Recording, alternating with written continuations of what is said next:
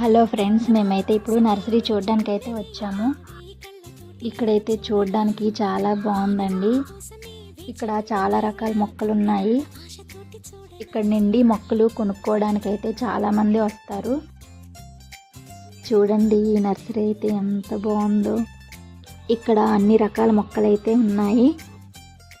నాకైతే ఈ మొక్కలన్నీ చూసాక అస్సలు వెళ్ళాలని అనిపించట్లేదండి. కొద్దిసేపు అయితే ఇక్కడే ఈ మొక్కలన్నీ ఎంత అందంగా ఉన్నాయో నాకైతే బాగా నచ్చింది. మీకు కూడా ఎలా అనిపించిందో కామెంట్ చేయండి.